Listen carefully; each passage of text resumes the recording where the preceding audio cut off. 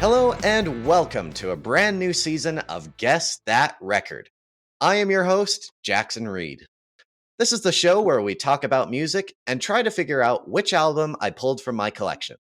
Before we start the episode, I want to do some housekeeping and provide an update on what's been going on in the world of Guess That Record. The show went on a hiatus in order for myself to find more guests. And that's what I've been working on since season 1 ended back in April. It's also given me some time to figure out a direction for the show, and I think that season 2 will be a never-ending season of sorts. I would rather have high-quality guests every so often instead of churning out episodes that just aren't interesting. I just want to make sure that the content is good and that you guys will for sure enjoy it. So the uploading schedule may not be as regular, but that doesn't mean I want to stop making the show, because you guys, the listeners, have been doing your part. I'm proud to say that the podcast has done amazing. On the Canadian Apple Podcast charts, in the category of music history, the show has reached a peak position of 17. And this is out of 200 music history podcasts in Canada. The fact that we made it that high is incredible.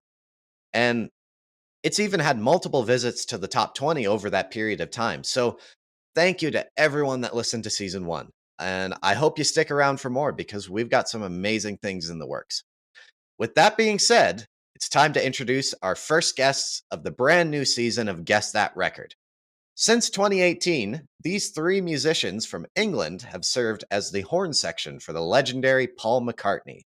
They've also performed with artists such as Jess Glynne, Emeli Sandé, and Olly Murs.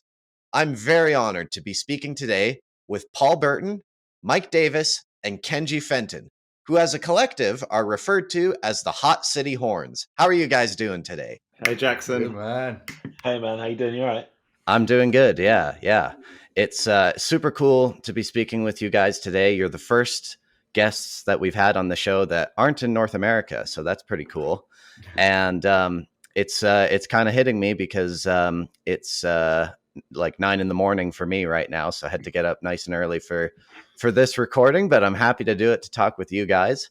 Now, just to make sure the listeners sort of know how your voices sound, why don't you say your name and then what instrument you play?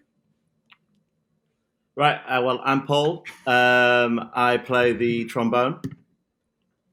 I'm Mike, and I play trumpet. And I'm Kenji, and I play the saxophone.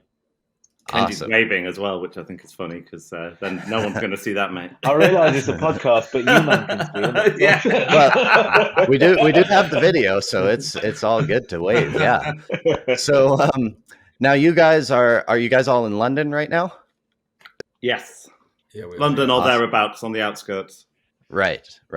And yeah, that's awesome because like London is probably top of the list of places I would like to visit that I haven't yet. Okay. So yeah. I mean, British music has had a huge influence on me, so I would love to go there one day for sure.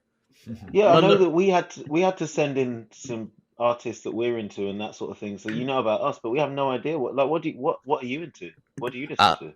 Well, I mean, I like pretty much anything from the 60s to the 80s. Okay. But I mean, my shirt kind of gives that away a little bit there. Oh, Oh. yeah. Okay. Bruce. Yeah. Now, are you guys all originally from London, or are you from different areas in England? Kenji's sort of from London. Yeah, I guess I'm the closest. I'm from a little town just outside of London called Stevenage, which is just north of London. But Mike and Paul are actually from the other end of the country. Tell them, boys. Yeah, from the dark side. We're north of the border, Right. about 200 miles away, maybe. Yeah, I'm from Hull. Mike, where are you from, Mike, originally? I'm from Yorkshire, but I guess Manchester is the nearest place. So Got it. So Jackson, have you seen Game of Thrones? I watched maybe 20 minutes of the first episode and then got bored. So Well, where for the listeners, for anyone who's seen them, anyone who's living on the wall or in the north, that's basically how everyone speaks where me and Mike are from. Right. We just had to adapt our accents moving down to London. So like, Right. Yeah, exactly. Now, on this show, I love to find out sort of about the origin story of the artists that we're talking with. So let's go back to the beginning. Do each of you remember the first song or album that you heard that made you take music seriously? I mean, my first album I ever bought is quite an embarrassing one. The first album I ever bought was the Spice Girls, but that's not what made me take music seriously. I think Stevie Wonder's Songs in the Key of Life was a big one, and also the first Jamiroquai album, Emergency on Planet Earth. Is that Emergency on Planet Earth? Yeah. The first one. That's got loads of horns in it, and I think that is something that I definitely connected with. Right. What about Kenji and Mike? Do you guys remember sort of what was your like record that made you go, I want to do that? Well, mine's a little bit different. I used to spend a lot of time with my grandparents, and my granddad was a trumpet player. So I used to come back from school and sort of stick old vinyl on, pull it out of his collection. So mine would be something like, I know, some old British big band things that I used to sort of think, that's wicked, and try and play along to it. Nice. Yeah, that's it. And yeah, for me, I actually started on the clarinet, not the saxophone. So I started playing the clarinet when I was younger because my sister played it. And I can remember my dad sending me upstairs with a record when I first started playing the clarinet, and it was Stranger on the Shore by a guy called Akka Bilk, who was an old sort of jazz, traditional trad jazz British clarinetist. And then a few years later, when I brought home a saxophone from school, he did the same thing with the saxophone, and it was a tune called "Love Won't Let Me Wait" by Hank Crawford. And he was like, "Yeah, come down when you can play that." Basically, and I can remember saying to him, "But I only know 2 notes," and he was like, "Yeah, but you'll know more by the time you've learned it. You'll know more." I was like, "And that's how you rolled." So yeah, Awesome. yeah, man. Now, so it sounds like you guys all started on horns then, as like your first instruments. I didn't actually. Piano was the first thing I was learning when I was 5 years old, and that was very much. I remember my brother had played it, and my mum had played a bit of piano, and we had a piano in the house, so that was started on piano, and then when I was 5, when I was 8, I started the trombone. Perfect. And you guys, same thing. Did you start piano or horn first? I didn't start horn first. I played a bit of ukulele when I was younger, and then moved on to trumpet. Yeah. I was full horns. Well, I don't know if you can call the recorder a horn, but that was my first love. Awesome. Now let's get into the timeline of the Hot City Horns. So, how did you guys meet and sort of get started with all this? Who wants to take that one? Go on, Paolo. Well, so me and Mike met at university. So we studied at the Liverpool Institute for Performing Arts, which is in Liverpool, which was set up by Paul McCartney as a kind of performing arts school. So that's quite a nice little link to what we've ended up doing more recently. So that was up in Liverpool. Me and Mike were in class together. There wasn't a lot of horn players in our year. So we would naturally just sort of start playing together quite a lot. Kenji was not far away in the Royal Northern College of Music in Manchester. And so as we were like going through university, we would bump into Kenji, wouldn't we? We'd see him on the odd gig. We'd know of each other. Yeah. And then we all moved down to London at various points. And I think it's fair to say we saw sort of like a gap for doing something as a collective, as a horn section. You know, there's a lot of great horn players and brass players in London, but there's not as many doing it as a unit, a 3-piece unit. And I think that was probably the reason that we formed a group, if you like. And were you going to say something, Kenji, there? Yeah, I was also going to say that when I first moved down to London, I did a little bit of moonlighting with some other, in sort of pickup groups, if you will. And it's definitely it's much, not only socially is it better, but musically it's much better to work with 2 people that you work with all the time and that have the same goals. You'll find I found that a lot of other horn players that I'd play with kind of wanted to play in the section, but were kind of more about being individuals. And I think that a section needs needs people to be committed to the blend. Do you know what I mean? Like, it's Yeah. a great lead vocalist doesn't always make a good backing singer. Do you know what I mean? And vice versa. Exactly. Yeah. And how did you guys come up with the name? I can't even remember. No, man. and I was thinking, I was on a run this morning. I was like, I bet he asked us how we came up with the name, so I should have an answer ready. But it's one of those very nothing stories, I think, where we just kind of. I remember me and Mike bouncing some ideas around, and we just sort of settled on it. And I can't really remember. I remember being on a tour bus and somebody in the band that we were away on tour with penciled out on the back of a loose piece of paper a load of random names, and some of them were really awful. But I can't remember. It was literally a sort of almost like a lucky dip. Do you prefer that one? Do you prefer that? It was just one of those on that list, wasn't it? Yeah, and I don't know, Jackson, if you play anything or if you've ever been in a band, but coming up with a band name or a group name is like the most hardest and horrible thing ever. Like you think of names of any band that you've heard of, like the Beatles or the Foo Fighters or the Arctic Monkeys, and you just like if you just say those words, it could sound like nothing, but all of a sudden they become these massive world-known bands. Yeah.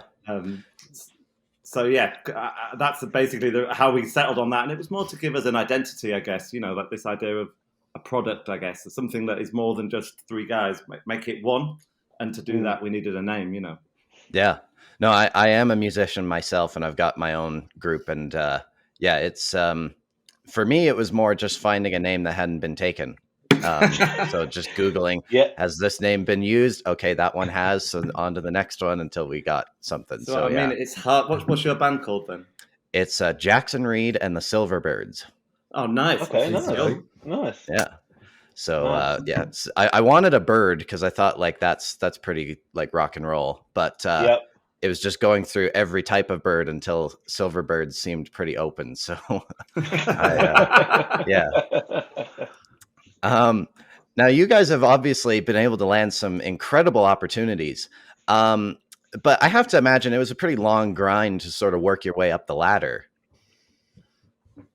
Yeah, I mean, like a lot of things, you have to work hard and keep working at it. Maybe have a little lucky meeting. You meet someone along the way, and so on. We've definitely worked hard though, but had to pay our dues. Yeah, I feel like we did a lot of that. I feel like a lot of that is the reason that we came together as well. Like I feel like we paid more dues separately than we did when we were like, right, we've done all this stuff. This isn't necessarily what we want to do. We want to do that. How's the best way of doing that? Let's get together. Let's make it a thing, and let's, sort of form an action plan and attack, if you will. Do you not think, boys? I think so. Yeah. Is that fair to say? So a lot of people ask us like, do we get our work through an agent and things like that? Very much, I'm sure globally for a horn player, it's very much sort of reputation and word of mouth. A lot of these things, which can go negatively as well if you bait your ass as such. Do you know what I mean? Yeah, I think that's fair to say, though, right? Yeah, absolutely. It's like a combination. I think we always saw it as a combination of play well, move well, look good, key things to turn up on time, do a good job, put the effort in. I think we tried to give the same amount of effort to whatever it was we were doing, so that we're always doing a good job, not just for the people that were doing it, but for ourselves. I think as well, we set like that high standard of what we expected from ourselves, and we still do to this day. And I personally think that's a big reason why we've gone on to do some of the things that we've maybe done. Mm-hmm. Absolutely, yeah. Consistency is key. Definitely. Yeah. And you guys were mentioning there, like I talked about this with Paul just before the podcast to kind of like just confirm who you guys have all worked with and stuff. And there were some names there that you guys had worked with separately before. So like I saw like Paul Weller and Madness and a few groups like that. So I guess like what were some of your early gigs when you were all starting out? Ooh. It's hard to remember these things, isn't it now? Yeah, because we still do the odd thing separately now, which is maybe some of those names. But I mean, Kenji, you started out with a girl called KTB, who I don't know has made it over the years. Yeah, I don't know. I don't think she made it to the States, and if she did, I'm really sorry, Katie, if you're listening to this. Do you know what I mean? But yeah, I did. I started with a lady called Katie B. There's another person called a British guy called John Newman. Again, I don't think he really travelled. But I mean, one thing we yeah, found was yeah. like, and it's still kind of the case, is that a lot of artists don't use horns necessarily. It's a thing that gets added on down the line when there's more budget and they're doing bigger venues with more money to pay everybody. So like, it was really about getting that sort of first sort of break, which we got with Olly Murs, who was just out of the X Factor over here and went on to have a long, it still is having a long career. And then just from there, all the things we talked about of doing a good job, then you meet people along the way, hopefully get known as, like Kenji says, consistent performers, and then that led to all these other things that we've done. And then there's the traveling artists, the sort of your American artists and people from other countries that would come across and do a promo run and then pick up some horns here because they wouldn't bring the horns that they have over with them. So we've got to work with some different people doing that sort of thing as well, which is always great. Yeah. So yeah. What I guess like even like by yourselves or like together, what was like the first gig where you remember kind of going like, I think we may be onto something here, like this is like we might have made it with this? Let's say the first gig we ever did together. That sounds like the right answer. Yeah, I can remember the first gig it depends whether we're thinking about the first gig we did with Olly Murs, which was at Sheffield Arena. I remember that quite well. But also we did, you sure you want to talk about this on a podcast?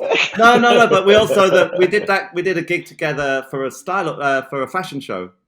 Yeah. Yes, we did. That's what actually. Maybe that's the first time that we went, this is good. We all didn't talk about that, Kenj. Yeah. Well, yeah. So I had a friend who needed a horn section, and I think basically these guys had worked together for quite a few years because they were in the same place. But I kind of wasn't in it yet, and I wanted to be in it. I wanted to be in it, and so my way of getting in it was to book. I'd sort of moved down to London, and I had this gig that was paying decent money, and it's for the L Fashion Awards, and they were even buying us suits and stuff. So I was like, right, this is my chance to impress these boys, right? So I was like, I booked the horn section with me in it, thinking, well, what will happen is we'll have a fantastic time, and hopefully after this, then they won't ask me to leave, and that's what went down. I was going to say, yeah. So you guys have got a pretty substantial list. Maybe it would be great though for the listeners if you could sort of share some of the noteworthy artists you've performed with over the years. Paul McCartney notwithstanding, we'll be getting to him. Okay. We should all go around and pick one. Yeah, well, just keep going around. Yeah. Well, why don't I start off with this Olly Murs? When we started with that, that was really what got us into this world. So that was into the pop session world, and started doing these big tours, doing arena tours, playing at festivals in front of thousands and thousands of people, and and he was a really nice guy to work for. So that's a good place to start with someone that we worked with that we did for many years and did some pretty cool shows with. Emeli Sandé. We've got to work with Emeli Sandé around the time that she was. It was around the time of the 2012 Olympics, I think, wasn't it? No, it wasn't the Olympics. What was it? She got big in the Olympics. Yeah. That was it. And it was just after that. And it was a really good time because that in particular for us, the rest of the band were just incredible musicians. So at that point, we'd sort of done some work together. We'd worked in a few different situations, and then we got into this band where the level of musicianship was just so high that I think it really raised our game as a section as well. So yeah, that was really, really good time. Yeah, we're going to say the general ones you've already mentioned before, but when we did Jess Glynne together, we were sort of like booked as part of the band as a horn section.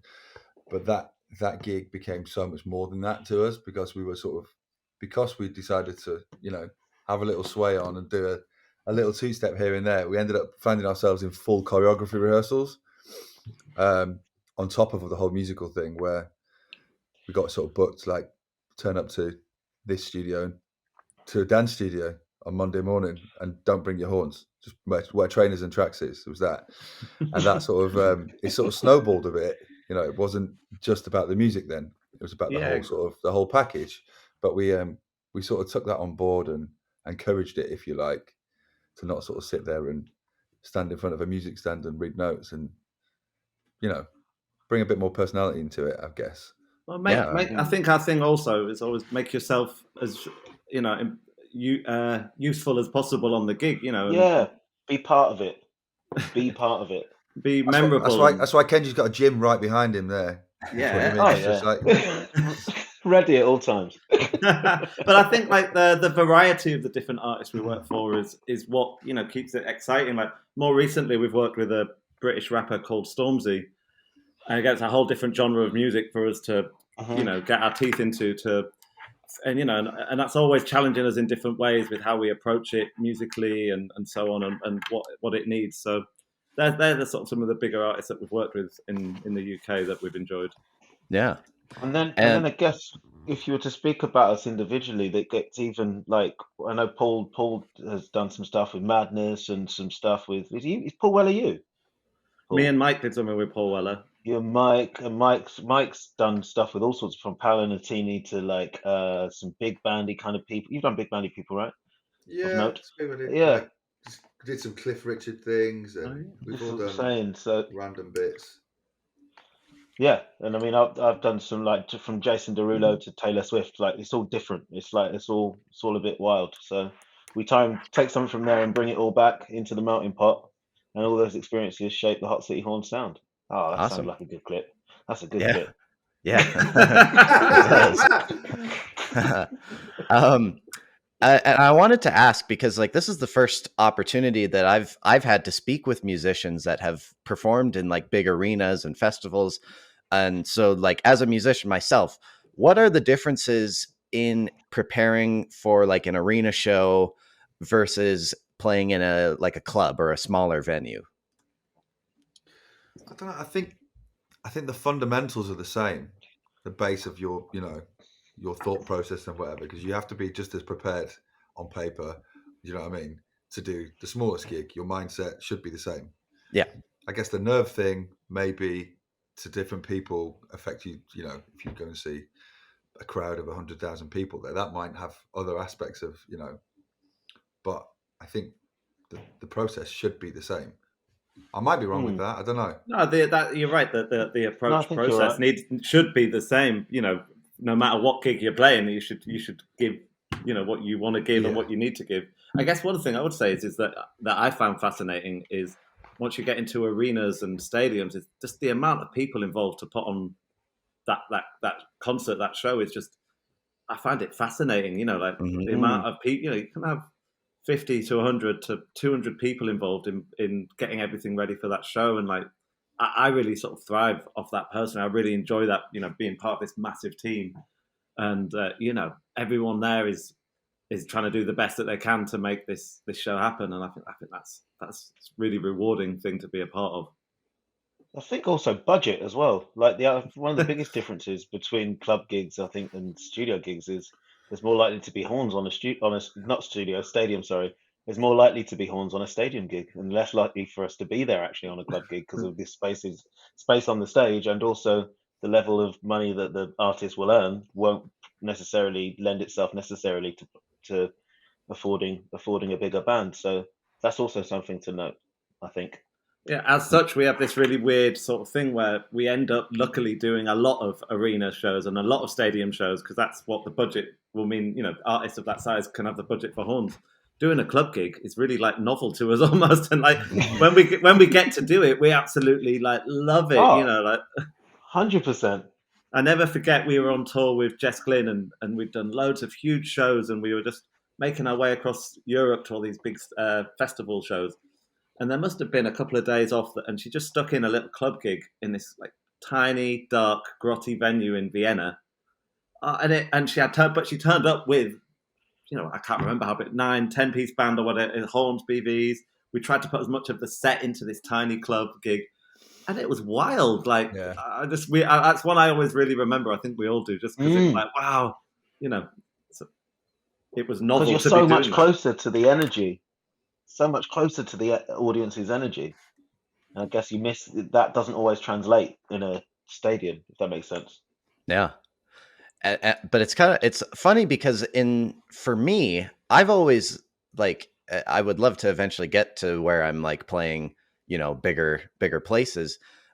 Just because I feel like my show might translate better than in like a bar, because I jump Okay. around a lot and I really go crazy, and I feel like sometimes people are kind of weirded out by that, but in a stadium that fits right at home. So, Yeah. yeah, but I don't know. I'm sure it's like when you walk out and there's, thousands of people, it's a bit like, whoa. This episode of Guess That Record is sponsored by GuitarWorks. One of Canada's top independent music stores for over 30 years, GuitarWorks carries a huge selection of musical instruments from the biggest brands in music, including Gibson, Fender, Martin, Yamaha, and Paul Reed Smith. Visit any of their 3 Calgary locations or shop online at guitarworks.ca and join the Guitar Perks program to earn money back with every purchase. GuitarWorks, your total guitar store. This episode of Guess That Record is also sponsored by Marvel Marketing. Marvel Marketing is an award-winning digital marketing company headquartered in Calgary, Alberta, working with clients in different industries from all over North America, including Canada, the United States, and Mexico. Marvel Marketing services include website design and development, website maintenance, search engine optimization, public relations services, and social media management, amongst others. To find out more, visit marvelmarketing.ca.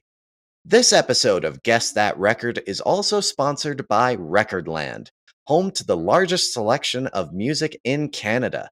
Buy, sell, and trade tapes, CDs, and vinyl. Located in Calgary's Inglewood neighborhood on 9th Avenue Southeast, visit them in person or online at recordlandcalgary.com. You can also follow them on Instagram at recordlandcalgary. Now, Paul McCartney. Mm-hmm. Yeah, that's it. That's the end of the podcast right there. You guys got the opportunity of a lifetime when you joined up with him in 2018. And I've found, like, in my experience, moving up in the music industry is just all about knowing the right people. Like, someone who knows someone, and then it just goes from there. Was that how you got the job with Paul? I think essentially, yeah. Me and Mike did a charity show which happened at the Royal Albert Hall back in, I think, like 2014, maybe 2015. Then, yeah. So we went and did that, and we met the MD for that show was Paul Wickens, who's Paul McCartney's keyboard player, and so we met him at that occasion. But it was a huge event with a whole orchestra as well, and didn't really have much to didn't speak to Paul much after that. But then 2018, around May 2018, we hear from him saying, need to talk to you about something. So that's where the initial meetup came. But then I think there was also this connection with Lippo, where me and Mike had studied, which was the school that Paul McCartney had set up, which was another thing that he could speak to Paul about. Be like, well, I know these guys, and then it sort of went from there, and some meetings and what have you after that, and before we know it, we're flying out to New York for rehearsals, and then to Canada. That's the first place we gigged with him. Right, and I have to imagine that the first time you meet Paul, it's got to be a bit freaky, just because he's like, it's Paul McCartney, Do you remember like the first meeting or the first rehearsal with him? Well, Paul's and myself's first encounter of him was actually receiving our degrees. And mine didn't go quite as planned as I thought. In a fluster for the photograph where you're supposed to be posing and giving the scroll and stuff, I ended up pulling his finger. Yeah, it's as weird as it sounds. So that was my first encounter. But yeah, I think when we got out there to New York, first professional encounter, he was just as relaxed as anybody, really, as a person. It was us 3 that were like, behave yourself and don't, stay in lane. But I guess it's like when you join any kind of new, if you enter any other musical world, it's always nerve-wracking, especially one that a lot of the people involved with Paul McCartney have been working with him for so long, and you're stepping into that world. It's a bit terrifying, really, because you're very much the new guys who no one, a lot of people didn't know a lot about. So you have to, like Mike says, be on your best behaviour. Yeah, and we'd heard a lot about how long. All we'd sort of heard was about how long everyone else had been there before we met up with them, and how long everyone had done it from, and that goes throughout the whole camp. Like it really is a touring family, and lots of people have been there for years, and people's children have even started to work for the camp. It really is a family environment, and so to have three new guys come into that feel like was a bit strange for them, and then obviously for us when you get to when you're about to go and play for Paul McCartney, and also at that point you can't tell anyone that you're going to play for Paul McCartney. You can't even tell your family where you're going. It was all a little bit CIA, all a little bit, yeah. Do you know what I mean? Which was new because all the other gigs I'd done before, I could tell people. So it was a bit different, wasn't it, boys? Mm. And then unfortunately, on the flight over to New York, I managed to get some sort of illness, and so I was terrified I was going to make everybody sick as well, which is not a good look. So I was trying not to cough and splutter over everybody. Nice, yeah. For me, like the Beatles were like my beginning in music. Like when I was a kid and I heard Paperback Writer, I was like, nothing was the same after that. Were you guys Beatle fans when you were growing up as well? I don't think actually any of us were, which is not a fan though. I mean, my dad was a huge fan. I think he has every single Beatles album on the original vinyl. So I did grow up, hearing about them from my dad, and it's probably the first time he took me seriously as a musician when I told him I was going to work with Paul McCartney. But I think, that's something that's quite interesting. Sorry, go on. No, please. I was going to say what I think is quite interesting about the three of us is our like musical upbringing, if you like, was very varied and completely different, and what we were all into musically was individually is completely different. I don't think we really share the same thing. I was a big rock fan, so I'm Foo Fighters. That's Foo Fighters, Oasis. That's what I was listening to when I was younger, and I don't think these two were. No, not so much. But I think we were all some of, like, everyone's aware of the Beatles and everyone's aware of that music, and even if you're not brought up on it, as a musician, you always come across their songwriting in various guises in any ensemble that you play in. You're going to play some Lennon and McCartney. It's going to happen. It's just going to happen. Mm-hmm. So yeah. And you guys had mentioned that the first show you played with him was in New York, which was, of course, the Grand Central Station show. And just what a amazing place to have your first show with him. How did that one go? Well, yeah, it was good. So we must let the listeners know. Sorry, the reason that there's a gap every time my man Jackson asks the question is because we're trying to work out who's going to answer it. But yeah, it was fabulous. I mean, one of the things that it was wild because that while we've played for quite a lot of different people, you realize what real celebrity is when you play for someone like Paul, because the center of New York City pretty much shut down, and not just because of him, because it was a concert for him and for guests. So everybody, I think there were 200 people that were coming to see it, and they were all guests of his. And I don't think it was until the show started that I thought what that would mean. I don't know about you boys. Did you, like, we were so busy panicking about what we were going to play. I don't think we thought about what that means. And we start the show in the middle of the audience. So we start off stage. And so, the show started and we're sort of backstage all trying to pretend we're not nervous and, trying to talk each other through what's about to happen and what have you. And then they take us out into the crowd to start off stage. And there wasn't enough room for us. So I can remember on my side, I'm looking to my right, and I'm like, there's not enough room, and I've got to tell the person next to me to move. And it was Meryl Streep and John Bon Jovi, and I was just like, this is different. This world is different. Do you know what I mean? This is. Yeah, I remember after we played our show, that song, and we go backstage. I remember as I was sweaty because I've been sweating, and I'm probably panicking a little bit, sort of in my quite clumsy way, which is quite normal for me. I pushed someone out the way, and one of these two, when I get back, they're like, you just pushed Kate Moss out the way. And so, yeah, it was a really, really wild experience. And then also, the way as we walk out of the gig, there are crowds are lined up just screaming at Paul, and I've seen that on the television, but to be in it, not in it, they're not screaming at me, obviously, but to be, do you know what I mean? To experience that firsthand was wild. It really was wild, really was. Yeah. No, he's probably the most famous living musician. I think you could make a case for that. So it's it's got to be eye opening for sure. And then you guys went on the Freshen Up tour, which was from like the fall of 2018 to the summer of 2019. And you guys played 4 continents during that run. Was that the first time you guys had really been all over the world like that? I think to that degree, definitely. Yeah. We'd visited little bits, we'd sort of been over to the States here and there, but not. I'd personally never been to Canada before. And we start off in, what was it, Quebec, Edmonton, Montreal. So, Winnipeg. And I don't think any of us had ever. I know we'd been to Japan very briefly with Jess Glynne, but very much in and out. Whereas we went for a couple of weeks, and that I think we all enjoyed that a lot. And I'd never done a tour where I need different types of wardrobe. That's how I knew things were different. Like I've always done something, and you go to a certain part, and the climate is going to be fairly similar.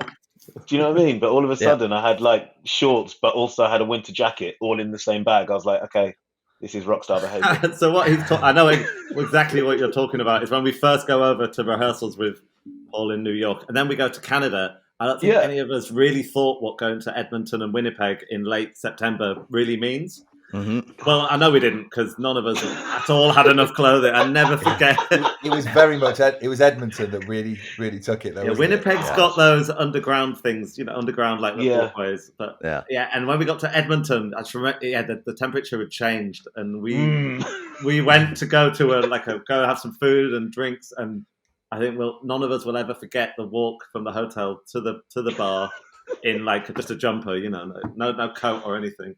But then straight after that, we go straight down to Austin for the Austin City Limits Festival, baking hot stuff. It was, it's very confusing. That's how I knew I hadn't been very far. Do you know what I mean? Because that was a new problem. Well, the good thing, I mean, even though Calgary and Edmonton are pretty close together, very different climates, because Calgary is usually a bit warmer. Edmonton is like a frozen wasteland most of the year. So, so cold. So cold. Now, when you guys started, going all over the place with Paul, have you noticed, and I guess with your other gigs that you've had, have you noticed like differences between audiences in different countries? Oh yeah. Well, you go, Mike. I was going to say some of the loudest audience we've ever seen was down in South America. Absolute craziness in a great way. And then the other extreme is equally as enjoyable from an audience perspective, but from a culture point of view, just a lot quieter and sort of polite and whatever. Japan was really, really strange, because you've got fireworks going off and Live and Let Die, and massive loud PA systems and stuff like that, and then you'll just get, and then before the next song, silence. Absolute silence, yeah. Absolute They listen to it, which to me makes a lot of sense. Like, around the rest of the world, why are we going to a show and screaming all over it? It makes no sense. Like, I want to hear what I paid for. Like, that's kind of how I watch shows. Yeah. I'm pretty reserved during a concert. Yeah. But even across like America and Canada, North America, like, because it's obviously we're talking about big countries, you'll notice differences there. Like New Orleans always stands out as like, it was like everyone was having an absolute ball, It was like so loud. And then you'll go to some of the bigger cities in America, and it's maybe a bit more reserved, which that's the classic thing in England. Like a London crowd is generally a bit more reserved than a North of England crowd, and and then you'd go. And then with Paul, we'll play some really sort of smaller town places, and they maybe don't get artists like that coming to their town. They'll go absolutely wild, So it's fascinating from that point of view, just to see the difference. And they go wild all day, and I think it's fairly similar. Like in in England. And I think what we're saying is places in the world, big cities in the world that have multiple things going on all at the same time.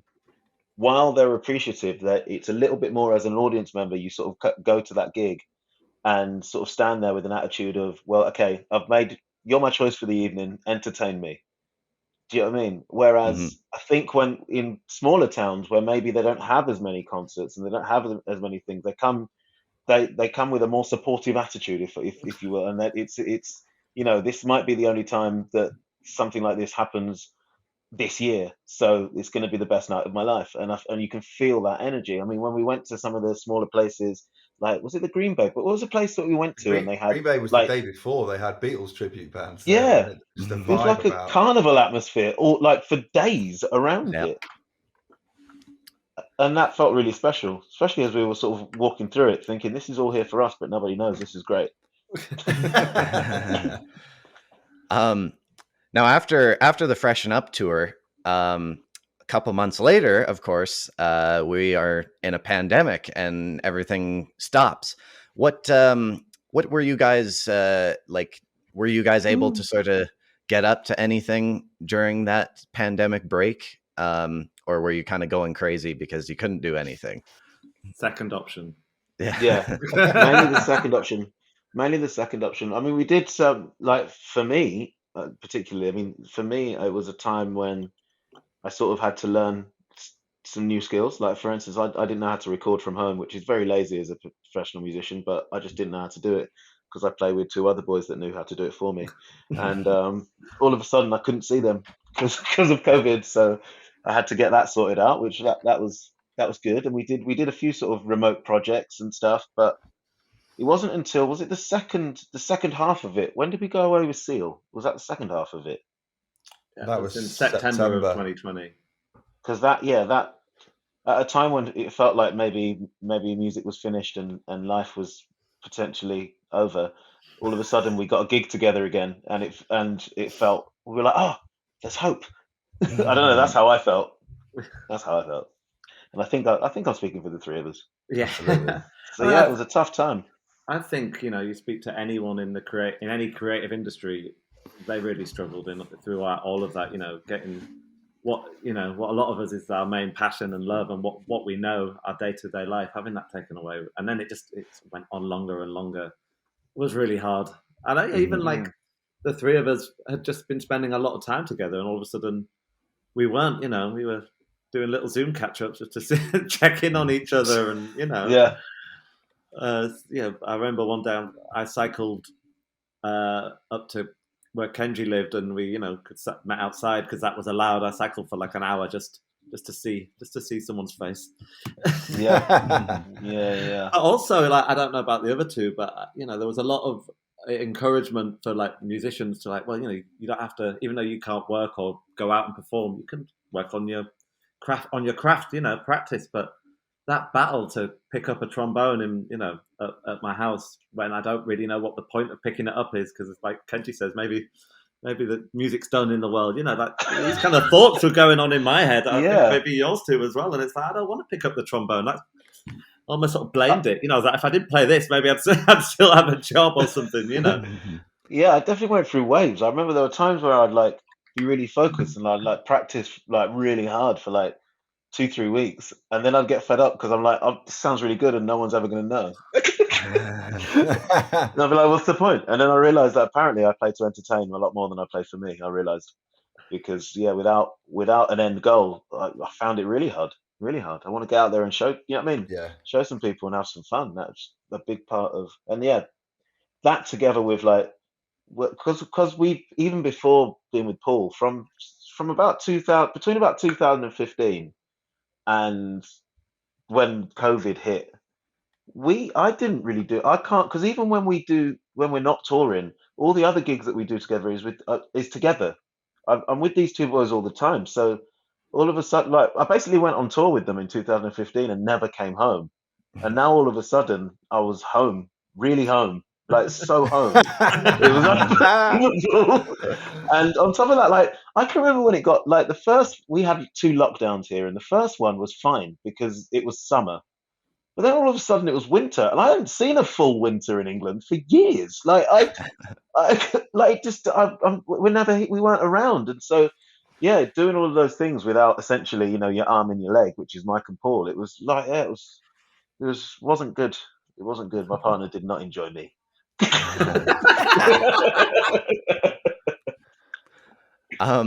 Now, when did you guys find out that Paul was going to go on tour again? Because of course he just completed the Got Back tour. When did you guys know that was going to happen? Shortly after that, when obviously the Got Back tour sort of came into our diaries, if you will. Mm-hmm. Yeah, but to see him just sort of get back, essentially, get into it and see people's reactions to it, that was quite special. Yeah. This last few, and also we've all had a reset and don't get really, complacent or blasé about it anymore. So it kind of meant a lot more than what it had have done, had you been away constantly. Mm-hmm. Well, when you're traveling quite a lot, it is easy to get complacent. But I know personally, when we did this last tour, I very much made the most of everywhere I went, and taking the each place where I was, and just make the most of it. I really appreciate traveling again. And I think that was also, though, I feel like there's a different energy with audiences as well. Like, don't get me wrong, a McCartney show is always special. Do you know what I mean? But I feel like concerts of that size, even if you didn't think music was finished, the idea at one point of getting that amount of people together without a mask sitting next to each other was not comprehensible. Yeah. Do you know what I mean? And so for that to start happening, and yeah, I feel like everybody that was on stage, everybody behind the scenes, crew, lorry, people that drive the lorries, people that do catering, all of those people had their livelihoods taken away from them. And so when that came back, they felt really special. But also audiences thought they would never get to see a gig on that scale again. And so everybody in the room was having a moment, I think. And I hope that continues, actually, because it really does feel special at the moment. Yeah. Mm-hmm. I mean, don't get us wrong, there was masses of COVID protocol and sort of, safeguarding and stuff before that, from a crew point of view. But yeah, it felt normal again. Yeah. The new normal. Yeah. Yeah. And I'm proud to say I attended. Come on. Hey. Where did you see it? I went to the very first show in Spokane. Amazing. Nice. And that was my first ever Paul McCartney show. And it was, because I remember when you guys played in Edmonton, and we thought about going, but like it just wasn't, like the scheduling wasn't great, and I was like, too cold, wasn't it? Too cold. Yeah, I don't want to drive to Edmonton. But I ended up kind of, especially the winter before the tour, the Get Back documentary came out, and I was like on the Beatles train once again. Like I was just listening to everything, and I was like, man, I should have gone to that show. Like I haven't seen Paul yet, and I'll kick myself if I don't see him. And then when I saw that he's coming back on tour, and the first show was in Spokane, it's not too far from Calgary, so we went, and I'm so glad I did, because it was like the best show I've ever seen. It was weird though, because I was like, what's he doing in Spokane? Like that's such a weird place to go for Paul. But yeah, it was a great time. This is what I love about what Paul in particular, when he tours. Yeah, he'll go wherever. Well, he can go anywhere because he's obviously known everywhere. But yeah, you'll play the SoFi Stadium in LA, but he'll also play an arena in Spokane, which I'd definitely never heard of Spokane before we went there. Yeah. I think he makes a conscious effort to try and go to places he hasn't been before, or go to, you know what I mean? As long as there's a venue nearby that's sort of big enough, he wants to do new things. And I think that you can see that through his artistry, that's just the sort of man that he is. Do you know what I mean? He's forever trying to push boundaries and do new things, which is great. Yeah. Spokane was beautiful as well. I don't know if you'd ever been before, Jackson. Oh, can you remember those falls as well? The water, yeah. Yeah. And the whiskey bar. Oh yeah, the whiskey bar, yeah. I think though that was a great show to go to because of the fact it was the first one on the tour. So like Paul hadn't played, you guys hadn't played live in like 3 years. So it was a big moment in that regard. And I think it was also good because of the fact it was a bit of a smaller arena. Um, like you were saying, you've played like SoFi Stadium, which is like, 50,000 people. And then Spokane was like 10,000. So it was a bit more intimate in that regard, I think. And also the fact that we didn't know that the bit where he sings with John Lennon on I've Got a Feeling, I didn't know that was coming. And no one knew that was coming. And then, of course, it got spoiled on social media for everyone else. So that was kind of cool too. You were genuinely there the first time that happened, right? I know, yeah. And it was so good. And it's just a better memory of Spokane for me as well, because before that, the most noteworthy thing that had happened to me in Spokane was when I was a kid and I had my bike stolen there. So not cool. Yeah, the concert's a much better time. But, and I have to ask about this because at the end of the tour, you guys played MetLife Stadium in East Rutherford, New Jersey, home of the Jets and the Giants in the NFL. And you guys played with Bruce Springsteen. He came out and played a few songs with Paul, which is I'm so jealous because he might be my favorite artist of all time. Like he's why I sing my own songs basically. Yeah. So yeah, what was it like to play with him? It was amazing, but I feel like one thing that I should mention is that none of the three of us were aware that everybody, when Bruce comes on stage, goes Bruce. Yeah, which we thought was everybody booing, and we were really confused because everyone had told us he's from New Jersey. This is almost like a hometown show for him when he's going to come out. We were very confused. Very confused. Very, very confused. Yeah. I feel like it's funny because like that's been happening like his whole career, and there are still people that think like, are they booing him? But yeah. But no, it was amazing. Another musical icon. Two icons together on stage. And seeing the crowd's reaction. Amazing. Also, for me, it was seeing his reaction to Paul as well. Like he sat and watched the whole concert from side of stage. And he's genuinely they're genuinely fans of each other's music, and that was really beautiful. He talked about seeing Paul on the Bruce was speaking to us about seeing the Beatles on the Ed Sullivan Show, and how it changed his life, and he came downstairs the next day and combed all his hair forward and decided I'm going to be a rock star type vibe. So one of the things about playing for someone like Paul is you see other people that you think would be blasé about meeting him still get gassed and still be excited, and that was really nice.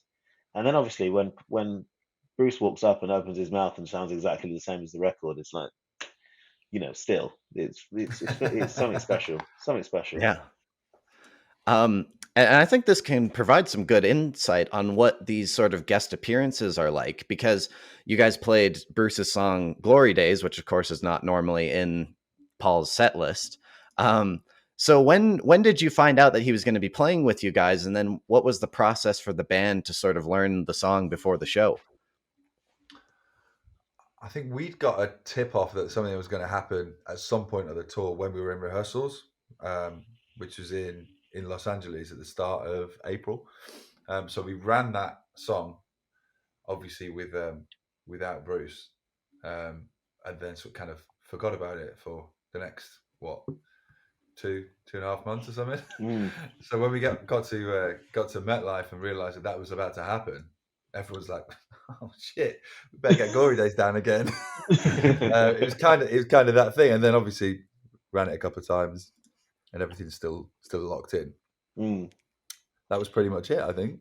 He came and did Glastonbury with us as well. We had at the end of the tour we headlined Glastonbury, and he came out there as well, which was also amazing. Yeah, I was actually just gonna ask you about that because like a week later you were playing with him again at Glastonbury, and I remember opening up my Instagram and seeing that, and I was like, they can't keep getting away with this. I also probably was like, I bet you Paul told Bruce, come with us to Glastonbury when you guys were at MetLife. Because it was like, it was quite a coincidence that a week later they're playing again on the other side of the world. So,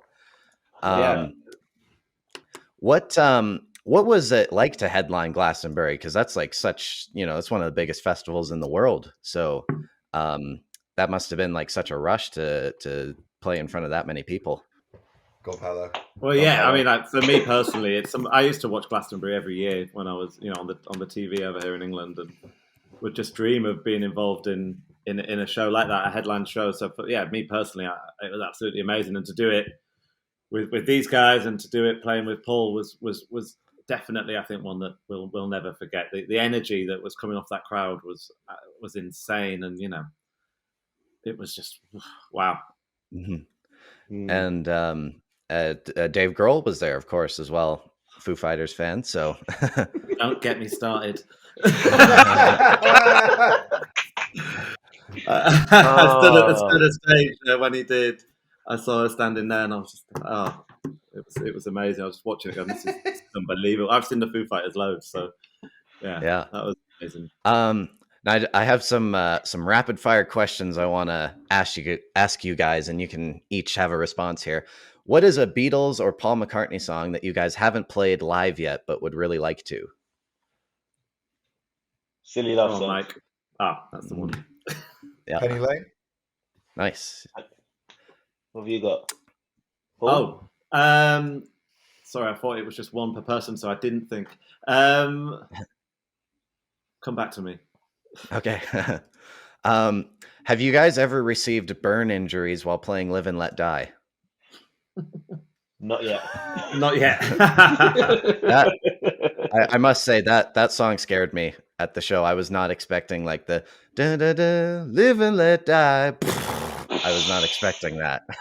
So it made me jump. On some of the outdoor shows, if there's a few more bangers in there, we end up getting smoke in the eyes, depending on which way the wind's blowing. That can take you by surprise a bit, but you'll notice the whole band looking at the floor, and it's not because they're miserable. They're just trying not to get ash in your eyes.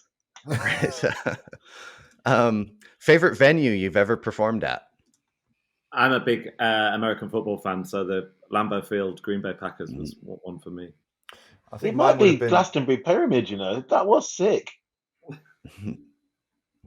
Just to throw something else into the mix, I'd say one of the outdoor shows in South America was it the Sao Paulo Stadium, or was it Chile? Was it Buenos Aires? The one that was just like two sides. Yeah, that was special. And the SoFi, because they just had the Super Bowl there, and so I knew Snoop Doggy Dogg had been in there, and Dr. Dre, and 50 Cent, which is very important to me. So the last album you listened to? Mine was this morning.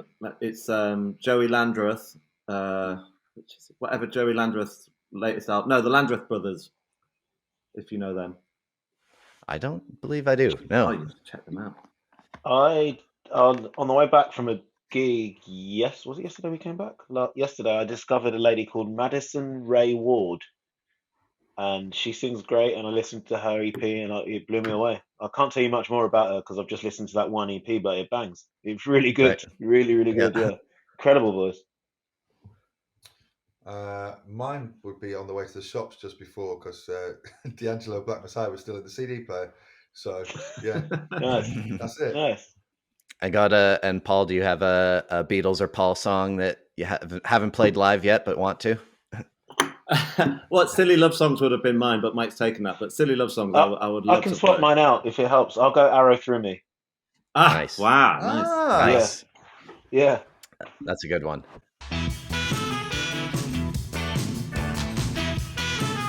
All right. Well, it's now time for the guessing segment of this podcast, for which it gets its name. I will go over the rules for you guys and any new listeners we might have out there. In this bag that I'm holding right now is a record from my personal collection of albums. I will give you guys 3 clues about this album, and then you have to ask me up to 15 yes or no questions in order to determine the identity of the album. And don't worry if you need a hint here or there. I'm not here to make you look bad, so I'm happy to point you in the right direction if you feel. It's going to be interesting though, because it's the first time on this show where we have a group working together to guess the record. So you guys have teamwork on your side. Okay. So Paul, Mike, Kenji, are you guys ready to guess that record? Absolutely. We'll try. Yeah, Yeah, man. All right. All right, here are your 3 clues. This album came out in the 1980s. 7 of its songs were released as singles, with each one of them reaching the top 10 of the Billboard Hot 100. And this album was important in the development of music videos. Question 1. Is the album from a solo artist? Yes. Question 2. Is the solo artist still alive? No. Question 3. Can the artist moonwalk? Yes. Question 4. Well, is the artist Michael Jackson? The artist is Michael Jackson. Question 5. Is Come on, think of some good questions there, Ken. I'm thinking of some good questions. Leave it with me. Someone else asked. You guys can do it. You can do it. We can do what? Ask, if you know what the album is, you can. We can just guess. Guess, Mike. Yeah. Is one of the tracks big at Halloween? Yes, it is. Yep. Question 6. Do it, Mike. Do it. Go on, Mike. Do Is it Thriller? It's Thriller. Love that record. Yeah. Love that record. And so yeah, when you guys were when we were getting set up to do this podcast, Paul mentioned to me that you guys liked Michael Jackson, and I thought, well, Thriller is such a great album. And the other great thing about picking this album is that your boss is on this album. Of Yes, course. Paul McCartney. Yeah, because he does the Girl Is Mine. And it's just such a monster record, so it's a fun one to talk about. And before we move on with the discussion, I'll just give some facts about the album for the rare person that has no idea what we're talking about. Thriller is the 6th studio album by Michael Jackson. It was released on November 30th, 1982, and turned Michael into one of the most famous artists of all time. The album spent 37 non-consecutive weeks at number 1. And as I mentioned in the clues, it had 7 singles reach the top 10 of the Billboard charts, with Billie Jean and Beat It both hitting number 1. The album is currently the best-selling record of all time, with 70 million copies sold worldwide. Holy smokes. Wow. Wow. The funny thing, though, is that it's actually not the best-selling album in the U.S. That title belongs to the Eagles with their 1971 to 75 greatest hits album. So Really? Thriller is the 2nd best-selling album in the U.S. Yeah, it's quite funny how that works out. So how did you guys all get into Michael Jackson? Was it just because he usually has a lot of horns on his songs, or? I think pretty much, yeah. You hear tracks as you're growing up on the radio and stuff like that. If it's got horns in, then you'll immediately listen to it. And and then once you start finding out who did the horns on that album, that leads us to Jerry Hay, who's a big influence, I think, for the 3 of us and us as the horn section, and including the techniques used. He's the guy. He's the guy. The guy. He's the guy. We're playing it down, but we're in love with him. He's the guy. Yeah. No, yeah. The guy. But there's a lot. Go on. I remember my dad sat me down and made me watch Motown 25 when I was younger. So I remember watching Michael Jackson come out and do Billie Jean and the moonwalk, and that was like the first time I think he'd done the moonwalk. Mm-hmm. I remember him playing with that when I was probably, because I was born around the time of this record. Sadly, I wish I was born later, obviously, as we all do. But yeah, so I think it was probably for about 4 or 5 when he first sat me down and played me that on like VHS.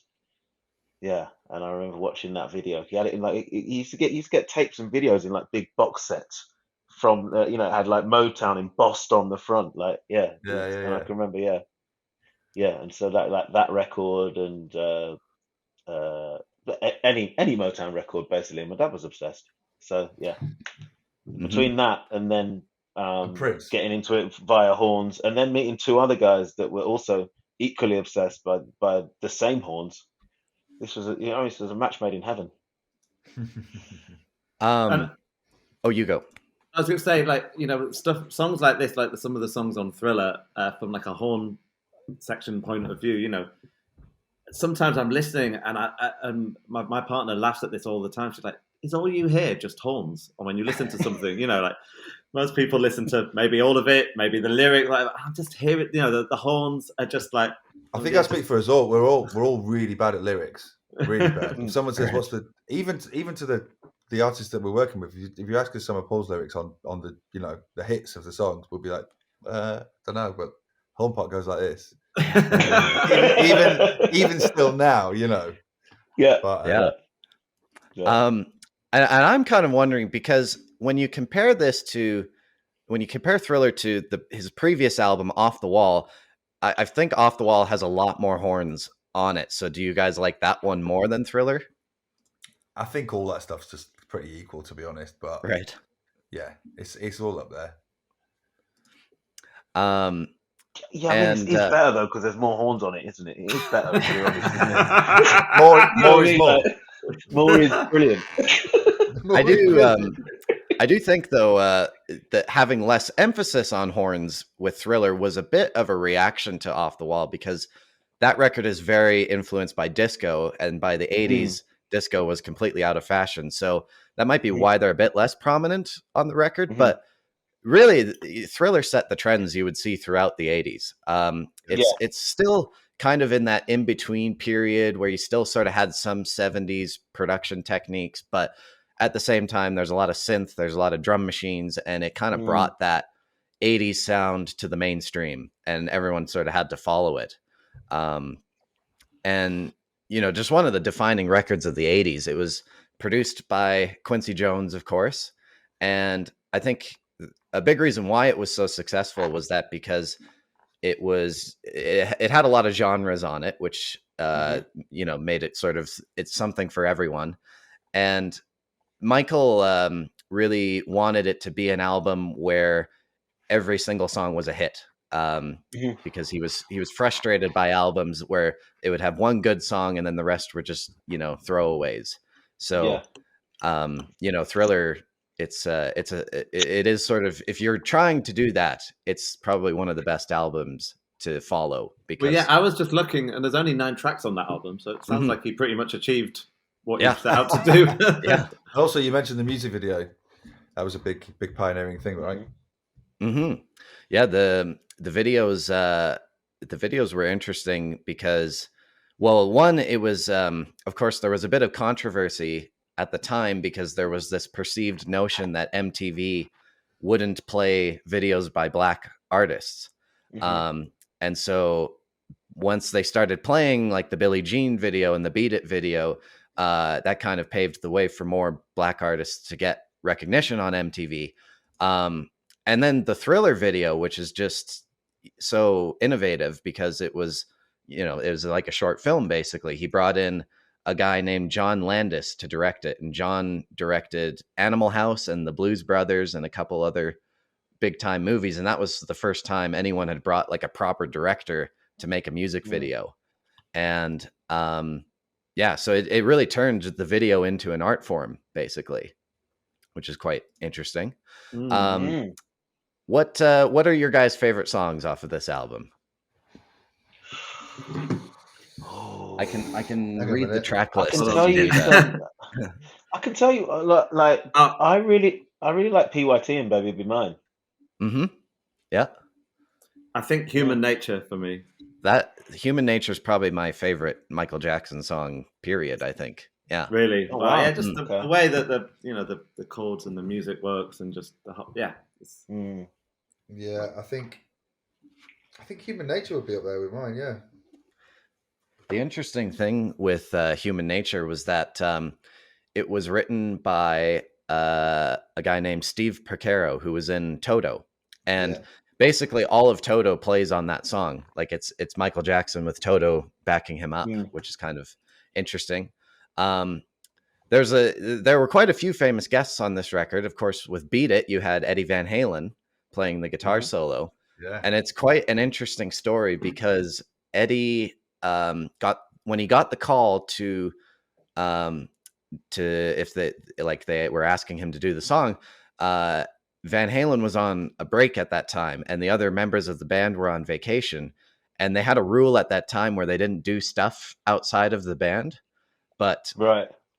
Eddie couldn't get a hold of them because they were on vacation, so he just decided to do the record for free. And that probably wasn't a great move on his part because didn't make any money off of that song. And he also, it's also funny because he rearranged the song, because during the guitar solo originally, it was just going to go bum, bum, bum, bum, bum, bum the whole way through. But he had Quincy Jones change it so that it was like the verse chord progression to make it a bit more interesting. So yeah, he kind of had a part in changing that one. he's too involved if he's not getting paid. He's rewriting the song. This is crazy. Yeah, I know. Yeah, he's missed out on a playing credit and a writing credit. Yeah. Can you imagine in this day and age trying? He couldn't get hold of the band because they were on vacation. That'd be easy. Just I know. Yeah. Yeah. Your phone and send them like, "Can I play Michael Jackson's record?" No. Yeah. Yep. I have to bring up "The Girl Is Mine," which is fits in nicely with all our Paul talk today. Interestingly, I when I was doing my research, I found out that "Say Say Say" and "The Man," which are the other two songs that Paul and Michael did together, were worked on a year before "The Girl Is Mine" was recorded. But of course, "The Girl Is Mine" came out before those other two songs because they ended up on the Pipes of Peace album from Paul. And "The Girl Is Mine" is also the first single that was released off of Thriller. And it was very poorly received. And many people thought that the album would be a flop because of that song. But it still hit number 2 on the charts. And some people even viewed it as an example of racial equality by having Michael perform with a major star like Paul.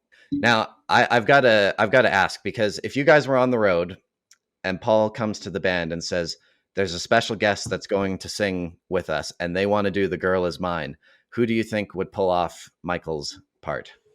Ooh. That's hard, isn't it? That is hard, yeah. Because someone like Michael is such a unique artist. I think, I'd feel, Kenji, you look like you've got a name on the tip of your tongue. I think so. Yeah, well, I would have said someone like Brian McKnight, but it's not. I don't know. yeah, maybe. Could Usher do it? Possibly. I mean, I can't see Paul ringing Usher. I just don't know. But you don't know. I don't know. He seems to know everyone. He might ring him. I don't know. What about Sam Smith? Oh, okay. Maybe. Mabes. If you could just organise for all of them to just hold some auditions, Jackson, that'd be Yeah. I'll get in touch for sure. Yeah. Because I don't think that song has ever been performed live before. So I mean, range-wise, Bruno Mars could hit those notes. Yeah. Mm-hmm. Range-wise, Bruno Mars could hit those notes. I mean, I don't know. Yeah. I mean, people would want to see that, and that would cause quite a stir. Yeah. But it I don't is. know how Jackson's estate would feel about that. No. So I guess just to finish off here, what other Michael Jackson songs or albums that aren't Thriller that you guys like? Off the Wall. Burn This Disco Very Out. much into. I was just going to say, Burn This Disco. Yeah. I mean, all of Off the Wall. I'll take all of that. I'm into it. I'll lap it up. Love that. Yeah. Bad. Dangerous. I'm just naming Michael Jackson albums now, but I'm a fan. So, I think, like from like a horn section, a horn point of view, Working Day and Night is really interesting because once you get into how that was, the horn part of that was created, it's fascinating. The more you delve into that, so I think we all enjoyed that. What's the one with the real quick? Is it Speed Demon? Speed Demon. That's another one that's got some quite interesting recording techniques and just some ferocious horn playing. Not that we only care about horns, but we kind of only care about horns. Oh yeah, what's the lyric to that, Ken?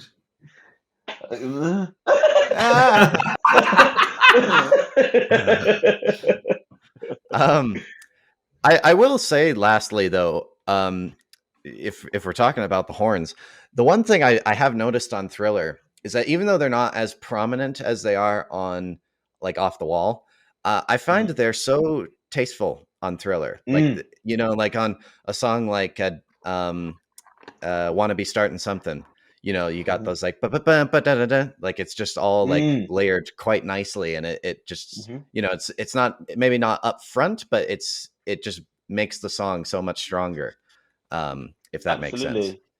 It's really part of the sound, isn't it, as opposed to being, and I think that as a horn player often you don't get a chance to be in something, if that makes sense. There's the rhythm section and you sit on top of it, but I feel like in some parts in Thriller there's like, and also in like is it, which one's Rock With You Off? That's really that's Off the Wall. That's Off the Wall. There's some really nice parts in that where you have to listen really closely, but it's sort of bedded in with flugelhorns and like it's not always, there's the punchy stuff, but there's also textural stuff that becomes part of the sound as opposed to being, which is why Jerry Hayes is brilliant.